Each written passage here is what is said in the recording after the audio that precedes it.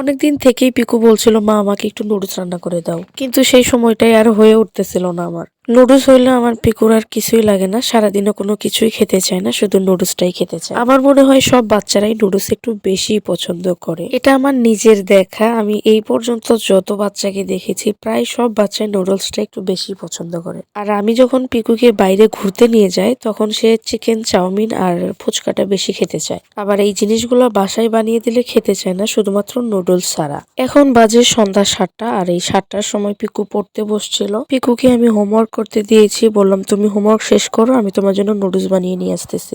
রান্না করার ফাঁকে ফাঁকে কিন্তু সে কি করছে সেদিকেও আমাকে খেয়াল করতে হয়। কি লিখছে, কি পড়ছে, কি আর্ট করতেছে সেগুলো আমাকে দেখিয়ে দিতে হয়। আমি কিন্তু একটা জিনিস নিয়ে সবসময় বসে থাকি না, চারিদিকটা আমাকে সামলাতে হয়। তো একটু কথা বলতে বলতে আমি এখানে পেঁয়াজ আর কাঁচামরিচটা কেটে নিয়েছি। এখন ফ্রাই প্যানে জল গরম হয়ে আসলে নুডলসটা দিয়ে দিব একটু সিদ্ধ হওয়ার জন্য। নুডলস রান্না করতে কিন্তু খুব বেশি একটা সময় লাগে না, খুব অল্প সময়ের মধ্যে কিন্তু নুডলসটা খুব তাড়াতাড়ি রান্না হয়ে যায়। আমি একদিন একটা রেসিপি দেখাবো, সেটা হচ্ছে noodles ramen. Noodles ramen recipe কিভাবে বানাতে হয় সেটা রেসিপি খুব শীঘ্রই আপনাদের মাঝে শেয়ার করব। সেই রেসিপিগুলো দেখতে হলে কিন্তু চোখ রাখতে হবে আমার এই ছোট পেজটিতে। আমার পেজে যখন ফলোয়ার বাড়বে তখন আমি নতুন নতুন আইটেমের রেসিপি নিয়ে হাজির হবো কিন্তু আপনাদের মাঝে।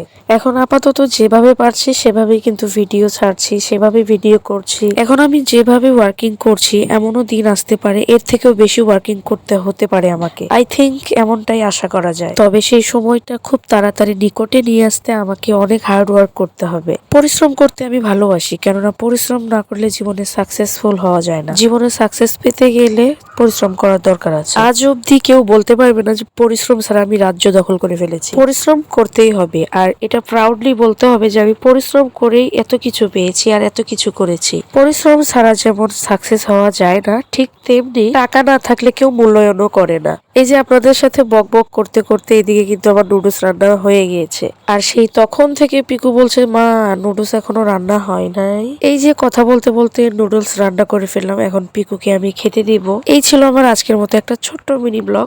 ফিরবো একটু পরেই একটা রেসিপির ভিডিও নিয়ে। ততক্ষণে সবাই ভালো থাকবেন, সুস্থ থাকবেন, টাটা।